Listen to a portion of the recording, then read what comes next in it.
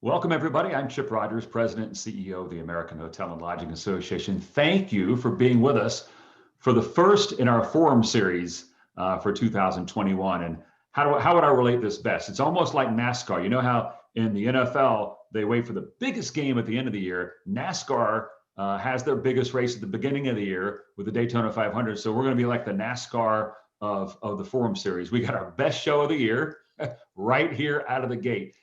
We're very excited for the two gentlemen that have joined us today, and we'll get to that in just one second. Look, I want to say a very special thank you to our sponsors. If we could go to that slide. 2020 was a rough year. I'll talk about that in a minute. 2021 is not going to be the easiest year. And when you think about the companies that stick with you during the most difficult times, and with respect to our industry, the companies that you see on the screen here are those that say, hey, I want to make sure I'm investing in the hospitality industry even during the most difficult times. And we owe them a debt of gratitude and a significant thank you. And if you ever think about doing business with them, that might be a good decision too. I'll leave that to you, but these are the folks that make all this possible. And we want to never want to at any point not recognize their investment in us and our industry. If we could go to the next slide real quick.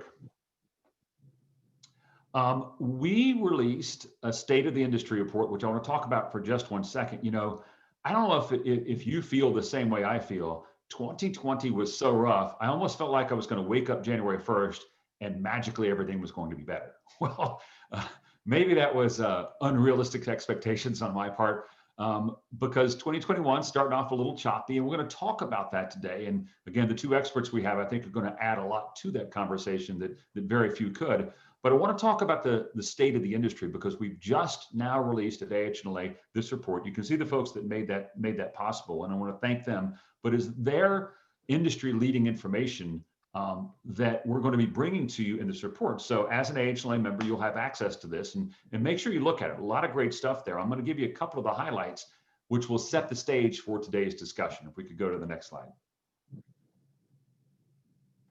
All right, so what's the reality? Even into 2021, we're going to have a year where about half the hotel rooms are sitting empty. That's the unfortunate situation that we're in as we begin to climb out of this. Job losses, they have been massive. And even though we'll see an uptick in jobs in our industry, we're not going to be anywhere close to where we were back in 2019. You can see the total number there, down about 4 million total jobs. That's direct and indirect for our industry. What does that mean? Well, COVID's wiped out 10 years of hotel job growth. That's how significant the impact has been. Let's go to the next slide. 56% of consumers say they're going to travel for leisure. Interestingly enough, you peg that to how many typically do travel for leisure, it's about 58%. So if everybody follows through on their intent, leisure travel is going to come back in 2021. And I know that one of our guests here in a second loves the fact we put a picture of an airline up there, or an airplane up there. Consumers are definitely waiting to see how the vaccine rollout goes. We're going to talk about that in a minute, because it's been, again, choppy in certain places and not up to what we would expect. But I think the big one that really impacts us during the first few months of 2021 is this lack of business travel that we've really seen now going on about 10 months. That is perhaps the most damaging part of the economic impact that we have seen so far. So let's go to the next slide. As our backdrop, I am really excited to introduce two gentlemen who probably need no introduction, but I'm going to do it anyway. We'll start with not only our chairman, but the president and CEO of Hyatt Hotels, Mark Hoplamasian. And we'll talk about what his view is of our industry, our association, coming up in a second. But we also want to welcome Robert Isom, who is the president of American Airlines. And I just can't think of any two industries more directly connected to travel than hotels and airlines.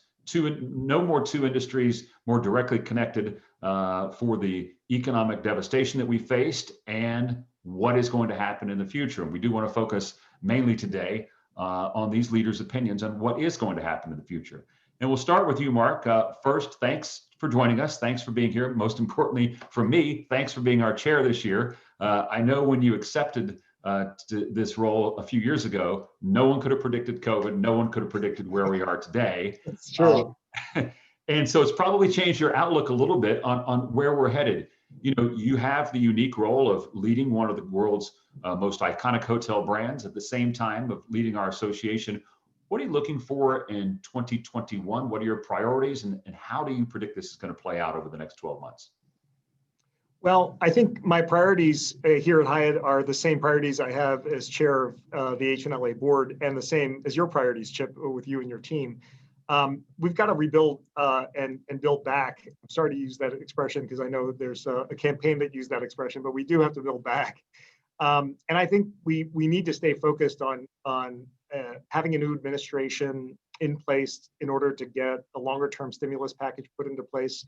I was thrilled to see the executive orders, at least the COVID related ones. I really didn't review carefully the others yet, but that were signed yesterday. And it's a real change in tone out of Washington with respect to the federal government's involvement in COVID-19 response. So we need to really accelerate vaccine distribution, and very importantly, testing.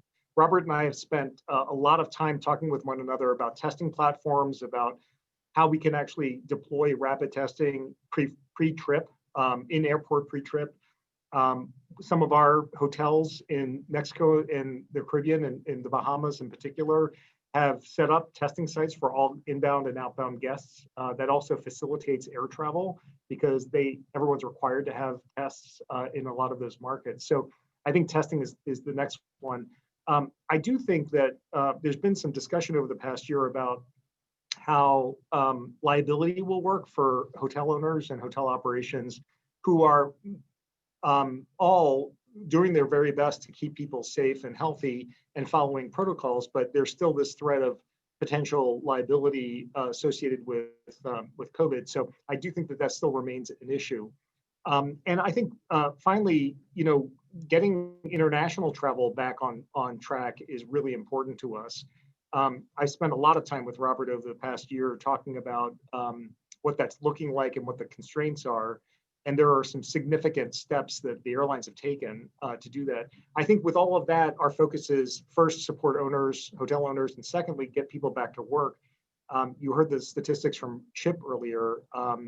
This industry contributed almost $700 billion to the U.S. economy in 2019.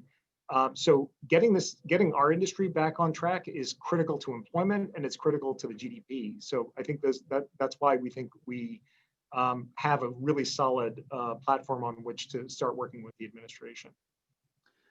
Robert, as I think about what we've all experienced over the last 11 months, and we continuously make our case on Capitol Hill about why our industry needs help. I think if I had to rank them, when you go to these horse races and the two top horses there, sometimes there'll be 1A and 1B. I'm going to say hotels, restaurants, and airlines are 1A, 1B, 1C for the most hurt during this pandemic. We're so linked in what has happened and what will happen. And no one could have predicted 2020. We're all hoping that never happens again. But what are you seeing for 2021? And how do you possibly prepare for 2021 in a world where you still have the pandemic and you still have these incredible restrictions on international travel? Hey, Chip, thanks for having me out today. And Mark, always great to see you. Hey, none of us have managed anything like we're going through now. I'll just start with that. And at the start of the year, last year, everything was focused on around really, dealing with a 90% fall off in traffic. How do you run any business, where one day, you've got revenues coming in as expected, the next day, they're all gone. So much of our time last year was really dedicated to ensuring that we had the liquidity to make it through whatever downturn could come. And fortunately, we've been very successful at conserving cash and making sure that the airline is strong. And it's good. We've needed help. And clearly without the first COVID relief package or the second one, look, the airlines would be in much different shape. But the reason that we're all tied, first off, airlines are essential infrastructure. Certainly they carry, passengers, but we're also critical to things like vaccine distribution and, other, critical goods and care that have to be, ensured to be distributed. But I'll tell you what, as we look out into 2021, things have to be open. Restaurants and hotels, offices, things have to be open for people to want to travel. What we see right now is, clearly some leisure travel that's out there, largely, to the places that leisure travel goes. But the thing that drives travel, as I see it, is really going to be, what's open. And to that end, we get things open by getting our arms around the pandemic and the kind of things that I hear that, as Mark said, that we hear out of the incoming Biden administration. It all makes great sense. And I think together, hotels and especially the airlines, we play a critical role in bringing back business and ensuring that the wheels of the economy stay on track. So I want to talk about the administration and just the tone, Mark, you talked about it a second ago. But before we do that, Robert, let me follow up with you on something. Yeah. Not on our list of questions. I promised you that was going to happen. That's okay. Look, the biggest thing that hotels have faced from the beginning was the consumer who says, hey, I'm a little concerned about being in a hotel because of the safety of not being in my own home and going somewhere else and other people being around. I think that's even more amplified for airlines. But then you see the statistics, just the amazing statistics of how clean the air is inside of an airplane. I myself have been on, I think I counted the other day, almost 50 flights since last March. So I'm a regular flyer. How do you and how do we collectively promote that message of safety to folks to let them know, we realize the pandemic's out there, we realize there are quarantine rules, but please know airlines and hotels are not the problem. In fact, we're very clean and safe. Well, Jeff, we play a critical role, obviously, and at American, since the beginning, our team members, our frontline staff, is out there every day using our product, delivering our product just like you, and so keeping them safe. And then, ensuring that, we have a product that is safe as possibly can be. And fortunately, through the efforts that we've taken to make travel as touchless as possible and putting in place a multi-layered approach to ensure that all facilities are cleaned and, that new products and disinfectants, are launched. But in addition, the aircraft themselves and capitalizing on really, the environment that people enter into on an aircraft, which is going to be, equal to or better than you would find in medical facilities because of the air filtration and the way that the heating and ventilation works on an aircraft, to begin with. So we're really proud, and we see it from, really our own, COVID infection rates. American Airlines is a team of people, 100,000, large. And for the most part, our customer-facing team members, have infection rates that are certainly no larger than the rest of the company. And the company as a whole has infection rates less than the rest of the country. So I feel really proud that, with a living example, that we're proving it. And, again, like you, I've been out traveling. I was just last week, I was in one of Mark's properties, and I've been able to see their commitment, in play. And everything from limiting, elevator traffic to, one party or one family, down to, the surfaces being cleaned, literally, every time I walk by. I'm confident that together we've put together, an environment that is equal to and better than anybody is going to find just about anywhere that they come about. It's so important. People when they hear how much I travel, and they're like, "Aren't you worried about getting on an airplane?" I'm like, "Absolutely not." I said, honestly, if that were a danger, wouldn't the highest infection rates in the world be flight attendants? But they're not. They're among the lowest. So clearly it's working. All right, clean and safe. That's out of the way for the time being. I want to go back to what happened yesterday, the inauguration. I'm going to try my best, as I do 24 hours a day, 7 days a week, not to put on a political hat, but to just observe what I think the country was looking for and how this plays into us moving forward. So you have a lot of people that self-identify as Biden supporters, Democrats, very happy, as they should be. You have a lot of Trump supporters who probably are still upset, but you got most of the country that's in the middle that probably looked at yesterday and said, maybe I support President Biden's policies, maybe I don't, but one thing's for sure, we need unification. And I was so happy to hear him deliver that type of speech of unity, because I think that's what most Americans look for. You got some friends that'll never want to unify, but most Americans just like, guys, let's get back together. But I take that feeling, which I know is out there, and then I look at the what happened. You had those beautiful pictures, but then you had no people there in many cases because of coronavirus, but in some cases because people are so divided, we feel like there's safety issues to attend something like that. And we should never be in a country that feels in that place. All that being said, I think Biden has this incredible opportunity to unify a country that is just begging for it. And policies are important, but to me, it seems like all of us getting back on track in the same direction with things like the pandemic is probably the most important thing. Mark, I'm going to throw that off to you because I know you and I talk a lot about this. Yeah, I would just say, speaking as an officer of AHLA last year as vice chair, the amount of time that we as a group of officers and other board members spent on the phone and on Zoom meetings with elected officials is staggering.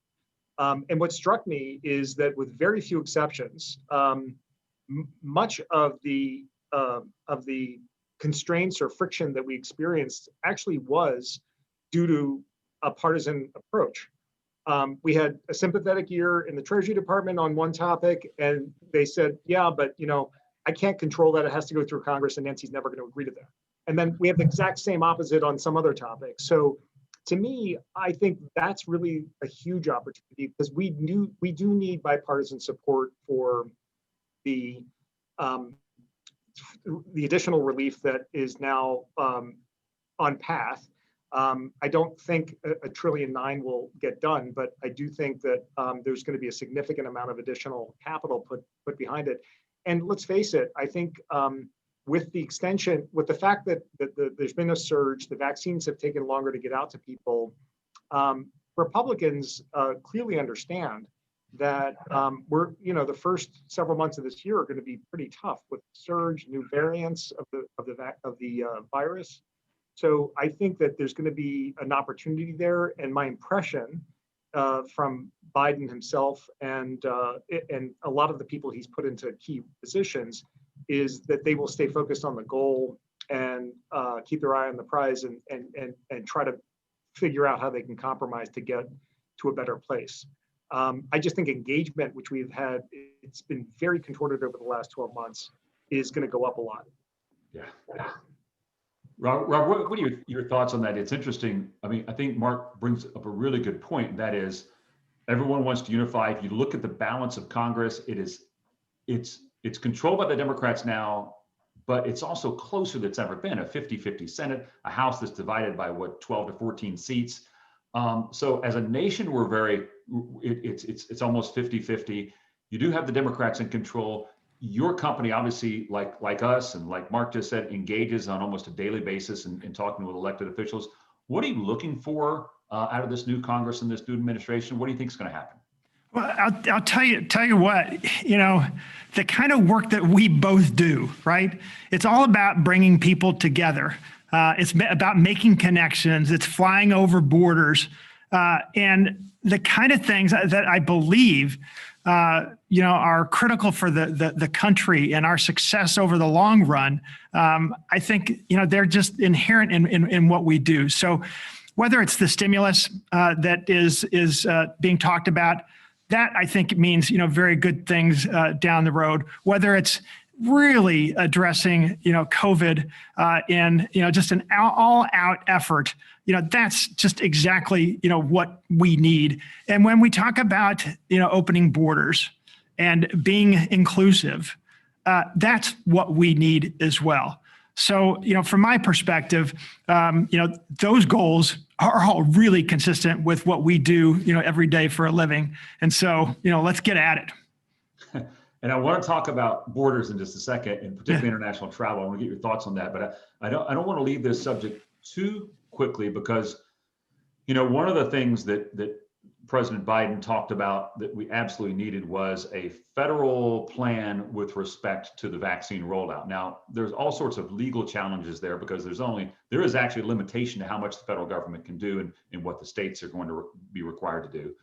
Up until this point, it seems like the Trump administration had basically said, we're going to send you the vaccines. You guys figure it out from there. That has worked in some places. I mean, I'm hearing lots of good reports about how well it's going in Florida. And then in other places, it's really struggling, like California.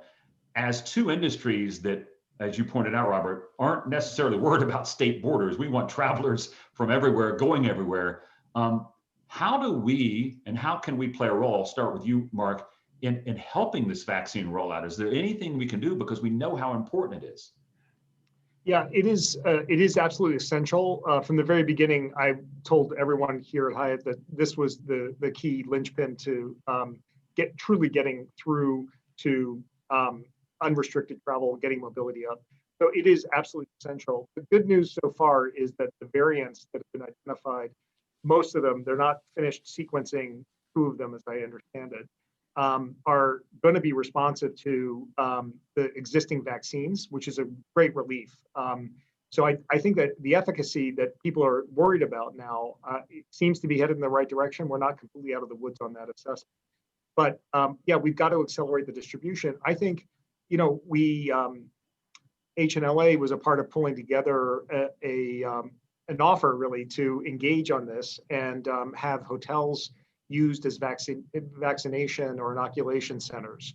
I believe that with an increase in distribution, of course, you need practitioners to administer the vaccines, but I think we can play a direct role in actually helping public health authorities and even private enterprises to at least have the space and maybe the proximity to the population that needs to get inoculated. So I'm hoping that that can come through. I would just only add that testing remains a critical issue, and we've got to get better low-cost options that are rapid tests so that we can actually link that together with the vaccinations that are ongoing. That will accelerate our ability to get mobility back up and running. Yeah, hey, Mark, I'll just add to that. Look, both of our companies and your association as well have, hundreds of thousands of team members. We live by example.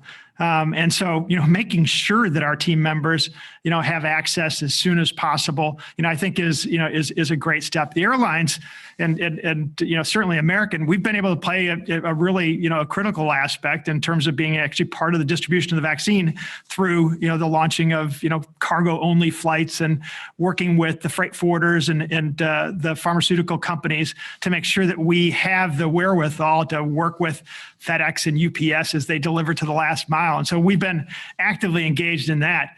Now, in terms of living as an example, these new regulations that are coming into play on testing for international travelers returning to the US, getting out there, being quick, getting those in place, doing that effectively, I think is really important. All the work that we're doing to come up with a health passport of sorts. And I know that the American app is Verify, and I know that others are considering the same. Getting that in place as soon as possible, I think, really starts the wheels of what can be possible down the road. So I'm with you, Mark. Testing, absolutely. This idea of being able to validate, either tests and ultimately vaccinations as well, I think really important. And then, making use of our, facilities and resources and putting those to the use of the government, I think is really important. Yeah, I think just to add to that, Robert and I have talked a number of times about how we create an integrated whole, so that you've got something across the travel journey that makes sense from a health passport concept. And I do think that there are going to be others who are looking to not reinvent the wheel here and link up to what the airlines are doing.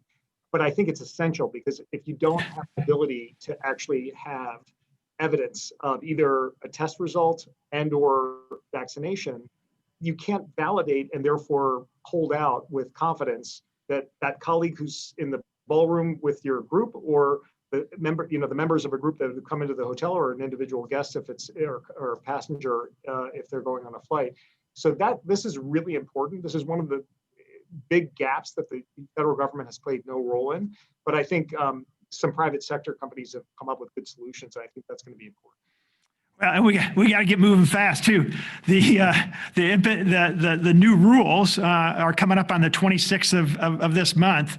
And so, Mark, I know that we're working with a number of your properties to actually, ensure that we can do testing, on site, 72 hours in advance of a flight. Yeah. And so that's another way the industry can play a role in this, Chip. Yeah, this is really to both of you. I want to follow up a little bit on this because this is so important. If you could wave a magic wand and say, this is what it will look like with respect to testing and verification of vaccination, what would that look like? Robert, I'll start with you. So we're talking about that all over the world. Even Australia has, in our partner Qantas, Alan Joyce is the CEO of Qantas. We've been in touch, and he's talked about it's likely that Australia will require proof of vaccination for entry at some point. And so I see, in terms of worldwide travel, it's just much like visas. That we're going to have something that is the equivalent of a passport, certainly for international travel. And how to wave the magic wand, it's getting some great definition on a worldwide basis of exactly what constitutes vaccination or test or whatever else it is. And then certainly within our country, within the boundaries of all of our states. Yeah, it's a different story. It's a broader effort in that we really have to control the contagion, for, all cities and towns. It's not just airline travel. And so as I take a look forward, it just comes down to getting vaccinations done as fast as humanly possible. Mark, any more thoughts on what could and should this look like? Well, I guess first and foremost, I think what's been one thing that's been missing is more affirmative and direct engagement from the federal government. And now they have leaned into this significantly, given the executive orders. So I welcome that with open arms, but we do need to accelerate it. There's no question. But can they, put on my just consumer hat for a minute, can they handle it? And I'm gonna give you a perfect example. I fly a lot, as I mentioned. I use Clear, a private company. I walk up, man, they're lightning fast. They got a smile on their face. They're so great. And then they hand me off to that TSA agent that seems to, that's the last place on earth they want to be as they're doing their job. And so are we putting too much into the federal government having the answer? Or are we suggesting that they should at least create the platform by which the private industry and private sector can come up with a solution that works? Chip, go ahead, Mark. About the digital passport, Chip, or is that what you mean in terms of the federal government's involvement? Well, I'm just talking about a seamless solution that will help with travel, because if we come up with, as you mentioned, the 50 different solutions here, it's just going to be confusing and consumers are just going to reject it. Yeah. Okay. Sorry. Go ahead, Robert. So, hey, Chip, I'll start. And first off, I love those TSA agents. Okay, they're fantastic partners, and man, they've had really tough jobs to do. But quite frankly, that's not where the rubber meets the road in terms of what we're talking about. From an international perspective, the airlines are going to bear quite a bit of responsibility in working with the government and identifying what constitutes proof. Okay, and that's fortunately certainly with the incoming administration, and I have the Secretary Mayorkas. Hopefully, the incoming, soon to be, Secretary Mayorkas, head of DHS. We've had a great relationship with him in the past, and CBP and TSA and all the other entities that roll up. And I am confident that the mindset within DHS is to ensure that we have standards that are met, that aren't different. And I also know that there is a real interest in having some mind of customer service, so that we aren't creating issues before you get to the secure side of the airport, so that you're not having difficulty getting on the airplane and you don't have trouble getting back into a country either. And so I have great hope that the standards that we're working on are getting the input, certainly from the airlines and through our industry association, A4A. I feel really good about what we can do in terms of facilitating travel and making it even easier. I would also point out, I learned this through Robert, that A4A, which is the AHLA equivalent for the airlines, has been working with their counterparts in the UK, in Europe, in many countries around the world to make sure that as we progress towards this ability to verify, validate, and link, they are actively engaged with their counterparties, and of course with the shutdown of UK, it's just evidence that this is all interconnected in a big way. You know, we've talked a lot about international travel. I want to follow up a little bit on that. We've all been very supportive of Brand USA through the years. Prior to COVID, I mean, even that alone was a huge lift on our part to get elected officials to understand how important international travel is to our nation's economy. I mean, it's one export that really helps us a lot. Is there an opportunity here for the U.S. if we can get this right to kind of get ahead of the curve? The reason I say that, the other day I'm looking online, thinking about the end of the summer, and before I even look at the Hyatt hotel or the American airline I'm going to book, I look at which countries can I fly to as an American, right? And I'm thinking, could the United States put ourselves in a position, if we do this right, to begin or be at the front of international travel resuming? Because that could make an enormous difference. So, hey, Chip, I'll start. Hey, that's exactly the mindset, and it's not just in getting borders opened and having just unlimited travel. It's doing it in a very safe way that protects us now and into the future. And I think so much of the infrastructure that we're going to be putting down now, it really will be something that is helpful as we take a look to future contagions.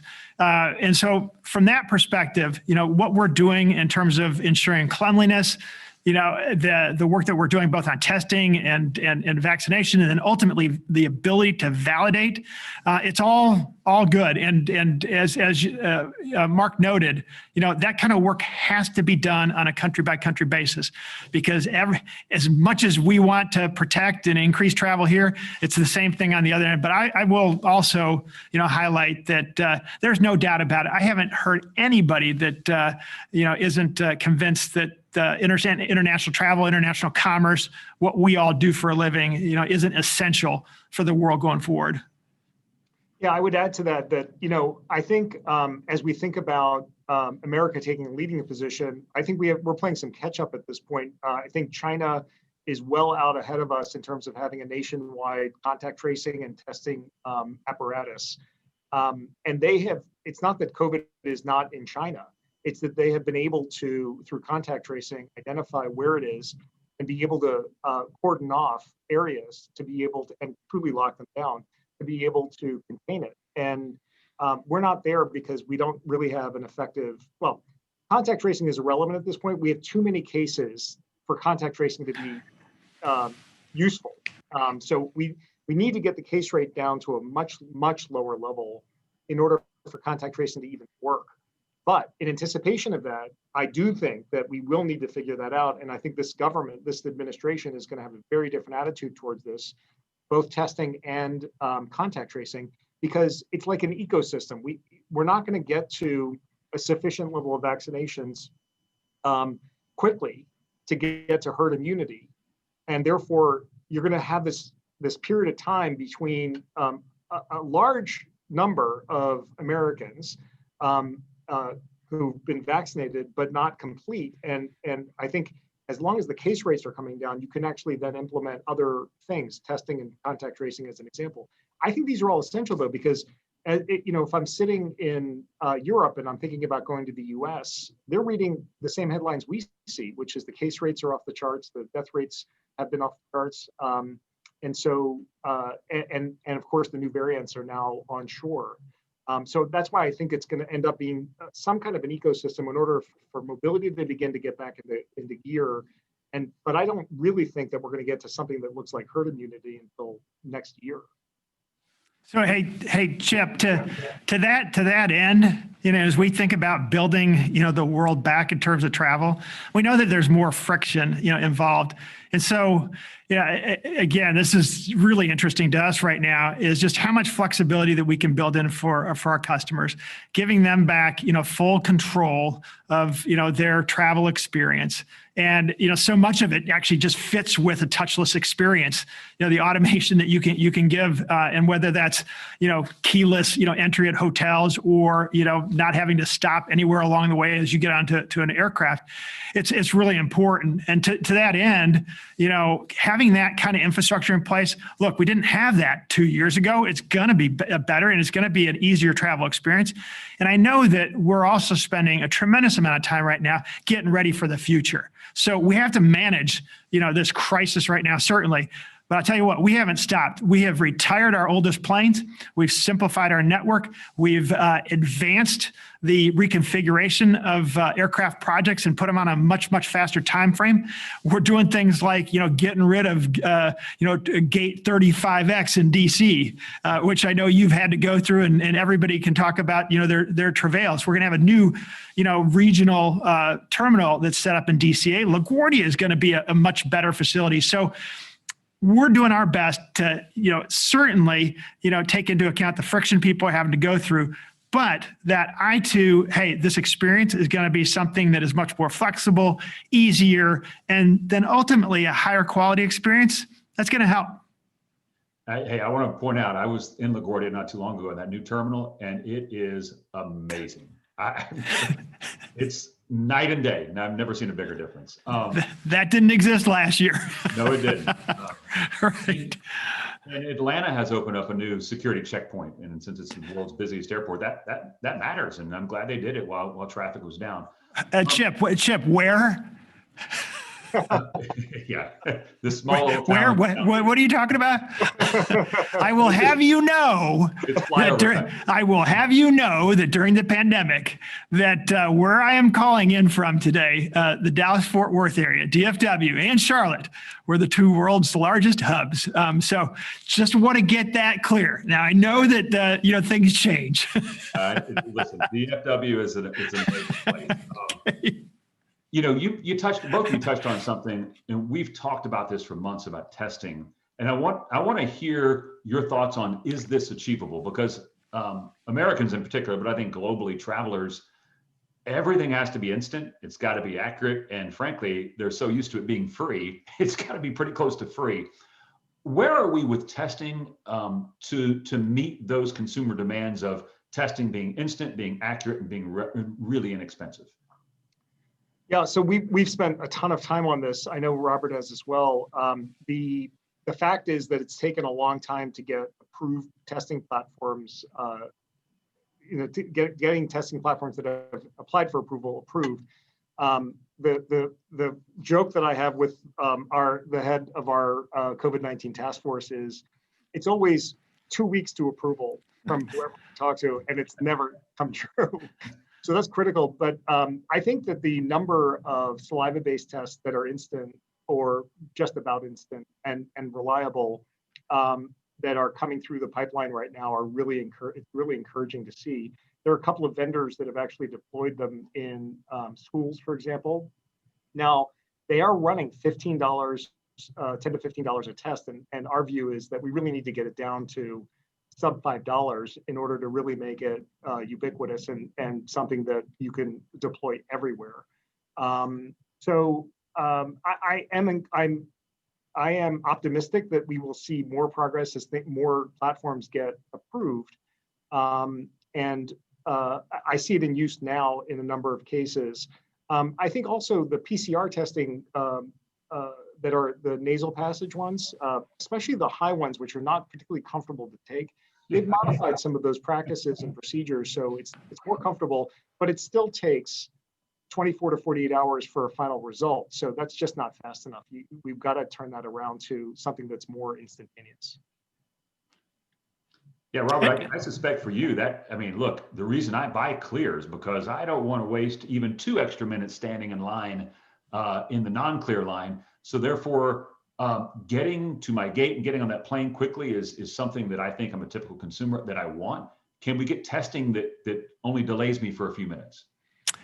I don't really, know, quite yet. To Mark's point, I'm really pleased with what we see with PCR testing and antigen testing, and the speed in which, some of the new testing can be read at is, mind-bogglingly fast from where we were just, 6 months ago. And as Mark said, whether it's $5, even getting down to $3, I think that's all, on the horizon. But truly, it's what constitutes a test, and what will be accepted. So from my perspective, the international aspect of travel is probably going to always require a little bit of an advance notice, from a testing perspective, and ultimately, vaccine is what takes care of that. But it's going to be something that we have the capability at the airports today. It's not as cheap as we'd like it, but certainly we can process dozens of tests for those that haven't come to the airport with the right testing information. We do that on the way to Hawaii today. For instance, out of DFW.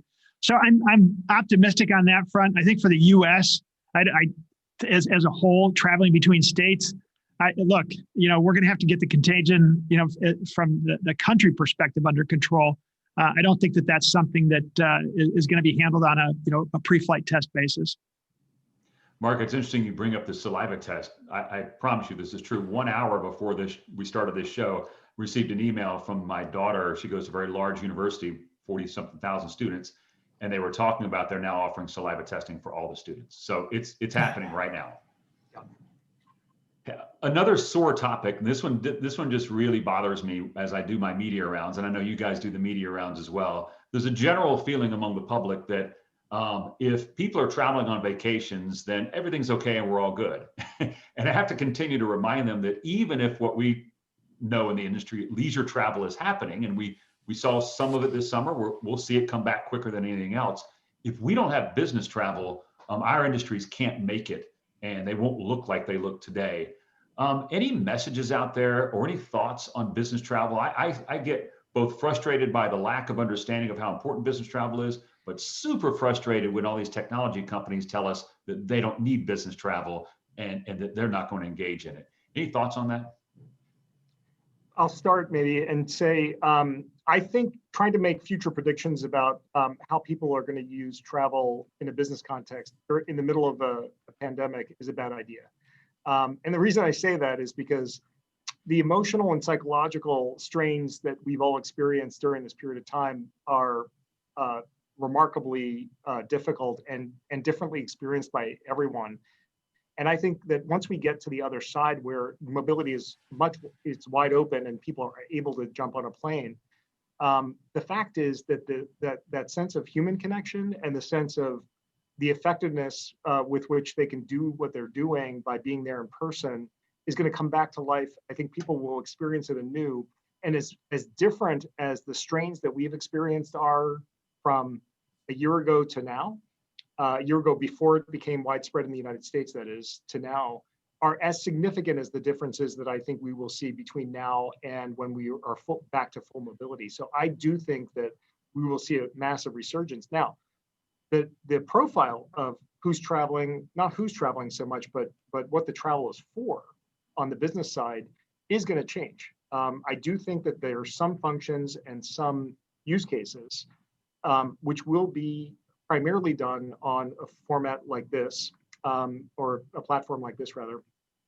I think a lot of them will be hybrid, but I do think that there will be new use cases that come into being. So I think these predictions, especially Bill Gates, who used to say, business travel is going to be down 50% permanently. Like, I cannot imagine how he can possibly, even as brilliant as he is, project into the future how people are going to feel about that, and actually what the impact on businesses are. impacts are. So I think one of the key things is we got to get people back into offices, because traveling for business when nobody's back in the office is sort of pointless, or at least a questionable endeavor. So I do think that people need to get back in the offices, which brings us right back to, vaccines and testing and the like.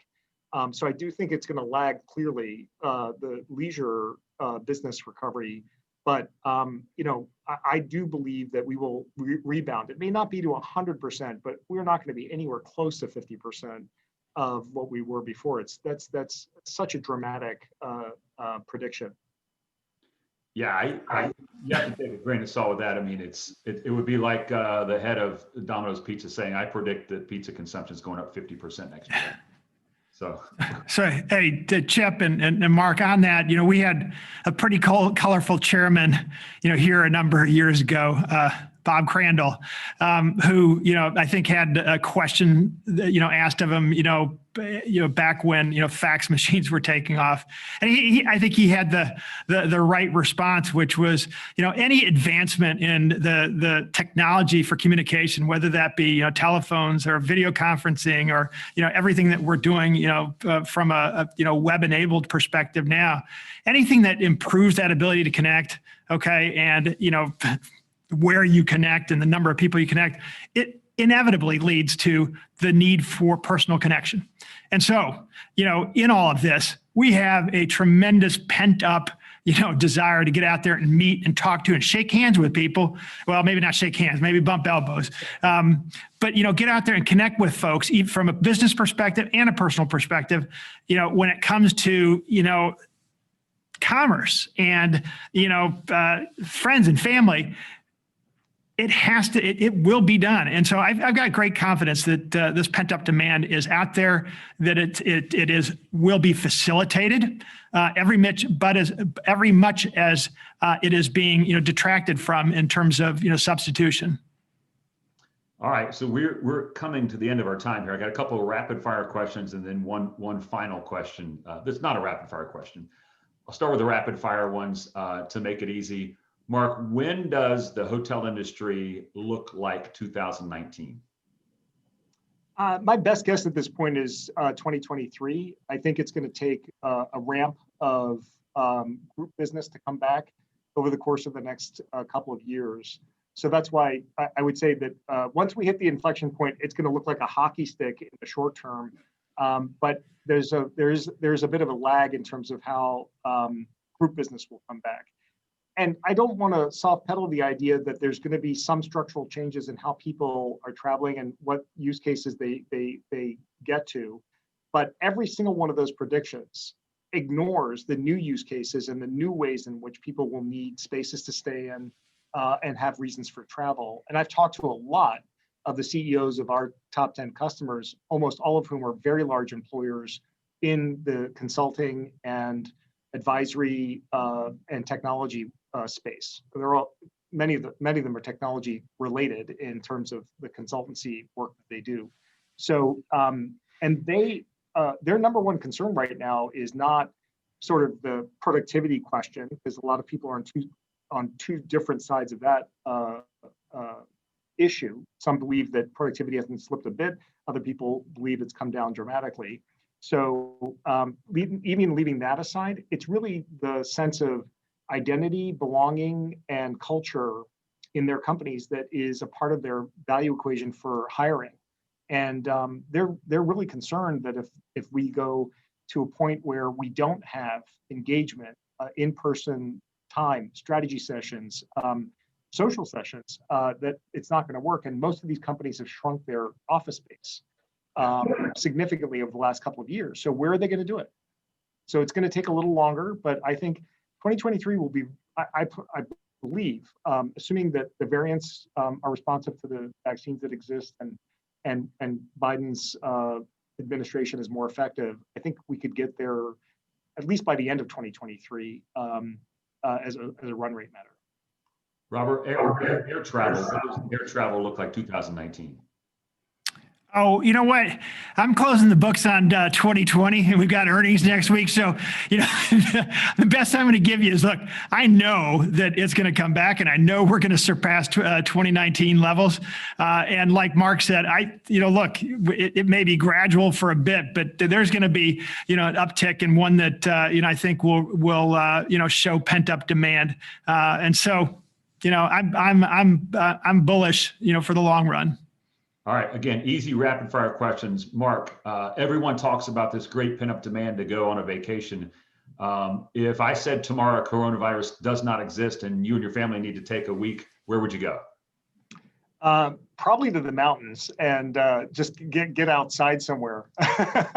And so yeah, that's probably what we would end up doing. Robert, what about you? Oh, Mark, you're going to love this. I already did that. So last week over MLK weekend, I went and spent a little time with two of my daughters, and we went to the Hyatt Residential Club down at Siesta Key, Florida, and awesome. I got a couple of good long 5-mile runs on that sugar sand beach down there. Wonderful. Beautiful place. Beautiful place. Yeah. All right, one more rapid fire than the last question. I'll start with you, Robert. You can't say DFW. What's your favorite airport? My favorite, and I can't say that. You know what? I can't wait for what's coming in DCA, Reagan National Airport. I can't wait to be there. I am going to be there for the ribbon cutting, and I invite all of you out there.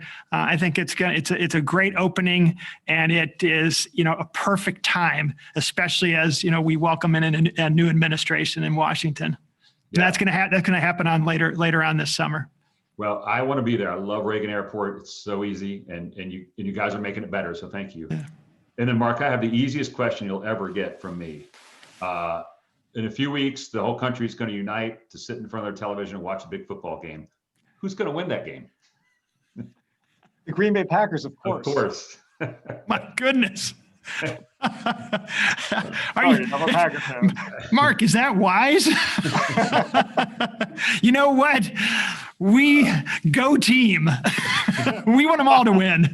Mark and I have talked about the Packers. I respect that people have favorites, and they're looking really good. So, well, good. The last question, which is not a rapid fire question, but just to close out, and you guys are both just amazing leaders, inspirational to your teams, to your industry, to our economy, to our country. So I want to thank you for that and your time today. We have been through, I think most people that are living through this will say, the roughest 1 year of their life in many respects. But out of that, there always comes some sort of inspirational story, inspirational person, inspirational occurrence. Could you guys share something that has inspired you over the last 12 months to remind us all that as bad as it seems today, that we are going to have a tomorrow very soon that is much better? And Robert, I'll start with you. Just a couple of things. One, back in the depths of well, we're still in the depths of it, but look, back, at the start of the pandemic, when things were so rough in New York, Mark and I had a chance to do something that was really cool and reward the staff at Elmhurst Hospital, one of the hardest hit hospitals, in the country, the staff there with vacations.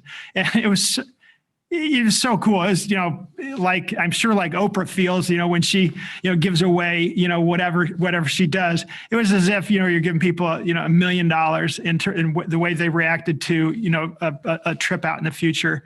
And so I feel great about that. And it underscores how much people really do value that chance to get away. And the only other thing I'll mention real quick here is because the airline, American, has been hit so hard by the pandemic. We've, furloughed 19,000 people. Unfortunately, had 44,000 that were on some state of, leave or termination or whatever else.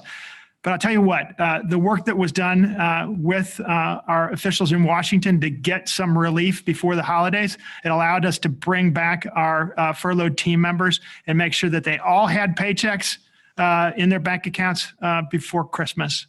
And I'll tell you what, many of those things were felt with, almost life-saving, type feeling. So I feel really good about, our team and where we're headed, and, look forward to getting past this. Mark, what about you? I think there are two things that I'm really heartened by and struck by. First, the sense of collaboration, both within our industry. I think the unity that we actually represented as an industry was impermeable. Everyone linked arms, and we were all pulling for the same initiatives in DC and otherwise, and also committed ourselves to an industry standard through AHLA's good graces for safety and cleanliness. And so I love that collaboration. And by the way, I would, at least at Hyatt, I would extend it to partners. I can't tell you how many calls Robert and I have had over time. We have people on our respective teams that serve on our respective COVID-19 task forces. I've learned a huge amount, but also the generosity with which people are prepared to get together to try to come up with collective solutions is super encouraging and inspiring. The second thing I would say is that likewise with American, we've, like all companies in our industry, have gone through a significant reduction in staff over the course of the year. And the humanity, kindness, and grace with which people accepted that and or those who remained came to understand how we embrace those people to give them every possible opportunity and support, financial support and job placement support, healthcare support. I think we were terrified that it was gonna tear our culture apart, and it actually served to unify us even stronger around our purpose, which is obviously to care for people so they can be their best. So that sense of care was felt even by those who were affected, which was so humbling and so inspiring that I feel like if that's the way we can come together, we can get through anything. Absolutely. Well, gentlemen, look, at a time when we're all looking for principled, empathetic, outstanding leadership, you are two of the finest examples we have in our country. And I want to thank you for that. And thank you for spending some time with us today. I know that I speak for the 1,000 or so people that joined us, that we really enjoyed this. This was an interesting and entertaining and an informative last hour, and we really appreciate you giving us a little bit of your time today. Thanks, Chip. Thank you, Robert. Thanks, Mark. Thanks, Chip. Take care. Mark. So we got another one of these coming up. Look, if you really want to get in depth, right down deep into the numbers of where we are headed, you could not put together a better panel than what you see right here on the screen. I mean, look at these names and these companies. These are truly the experts in our industry globally who understand what's happening, what has happened, but more importantly, what will happen. Please join me and my dear friend Justin Knight as we host this panel coming up on January the 26th. That's just in a few days. It will be fantastic. We really appreciate you being part of today's event. We want you to be part of this one. And we want to again say thanks to all of our sponsors who made this possible. In addition to that, we've got upcoming sessions for both the forum with our friend Elie Malouf. We'll talk more about who he will be joining with, and then the forward session that you see there as well. All sorts of good things happening at AHLA as we try to give you the information that will help you survive what has been a pretty difficult time. But again, thank you for being with us today. We really appreciate your support of us, the industry, and I look forward to seeing you again next time.